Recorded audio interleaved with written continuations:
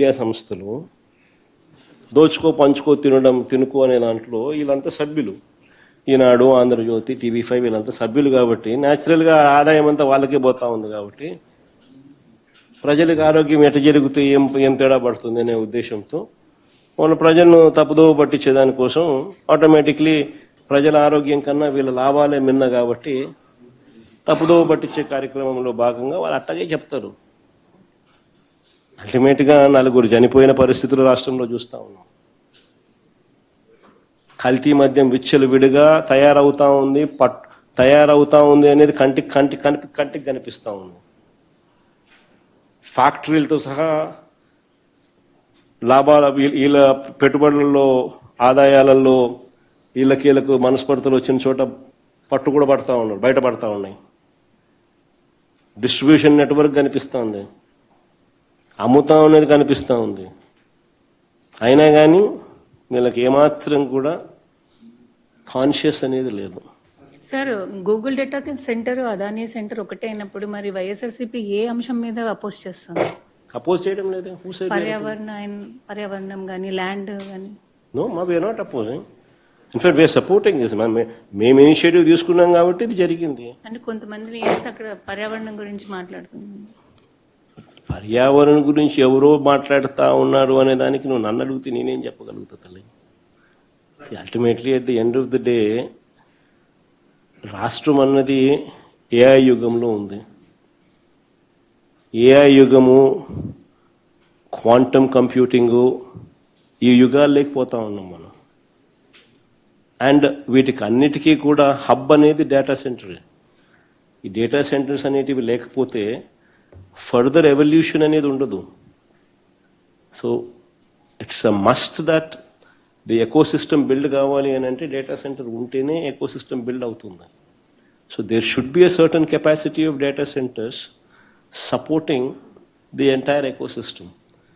Maybe beyond a point, beyond scale వెళితే నువ్వు చెప్పినట్టు పవర్ రిక్వైర్మెంట్స్ వల్ల అయితేనేమి, ఇంకొకటి అయితేనేమి, వాటర్ గజ్లింగ్ అయితేనేమి, ఇంకోటి అయితేనేమి నువ్వు చెప్పిన కొన్ని సమస్యలు రావచ్చు.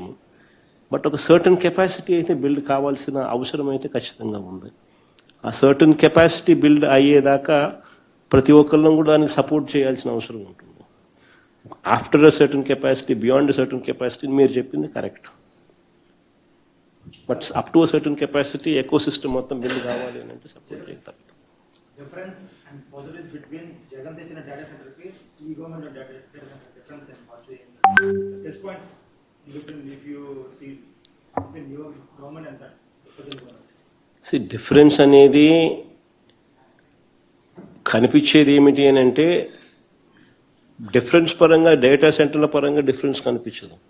బికాస్ మనం చేసింది కొనసాగింపే, మనం చేసింది ఇంకా పెరుగుదలే ఈ ఫర్దర్ డేటా సెంటర్స్ అడిషన్స్. కానీ మనం ఇవాల్వ్ చేసినప్పుడు మనం not only data centre but మీరు ఐటీ స్పేస్ కూడా కట్టాలి, తద్వారా 25,000 ఉద్యోగాలు కూడా మీరు క్రియేట్ చేయాలి అని ఇలాంటివి మేము పెట్టగలిగాం అప్పట్లో.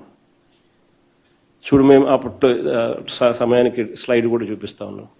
అప్పట్లో మేము ఇచ్చిన డేటా సెంటర్లో మేము చేసుకున్న ఒప్పందంలో ఈ మాదిరిగా ఉంది. Direct employment through data centre తక్కువే, కానీ direct employment through IT business park, తద్వారా వచ్చే కంపెనీస్ ద్వారా వచ్చే ఉద్యోగాలు, direct employment through skill university, direct employment through recreation centre, ఇవన్నీ కలిపితే 25,000 ఉద్యోగాలు ఖచ్చితంగా తీసుకొని రావాలి అని చెప్పడమే కాకుండా with in so and so period time ఫ్రేమ్లో ఇవన్నీ కూడా రావాలి, కట్టాలి అని కూడా పార్ట్ ఆఫ్ ది అగ్రిమెంట్ చేస్తాం.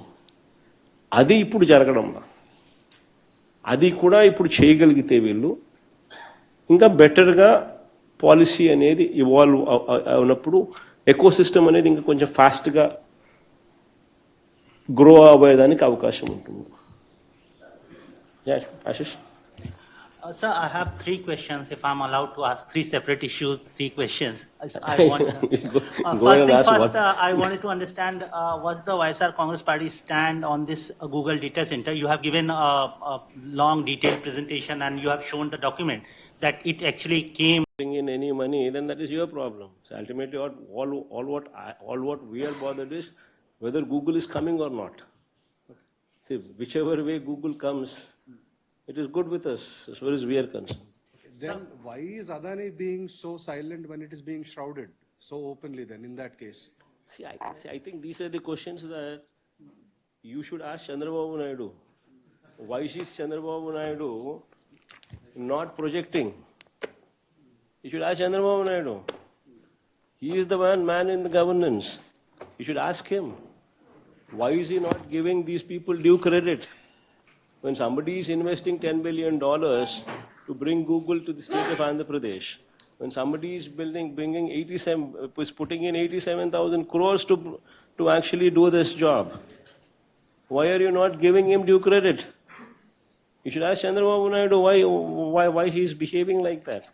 And that is the reason why no industrialist likes him. Sir, if I can ask my last question, sir.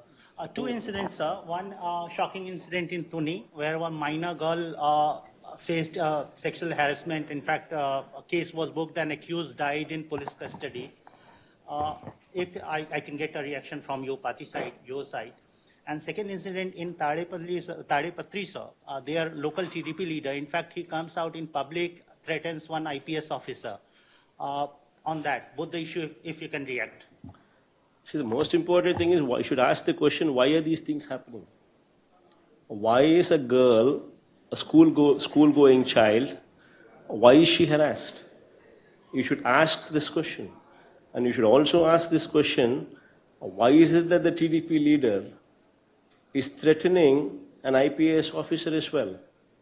Because the rule of law in Andhra Pradesh is political governance. That is the fundamental problem with this Telugu Desam Party government. The moment you speak of political governance, then that means you are cutting off the teeth underneath the police.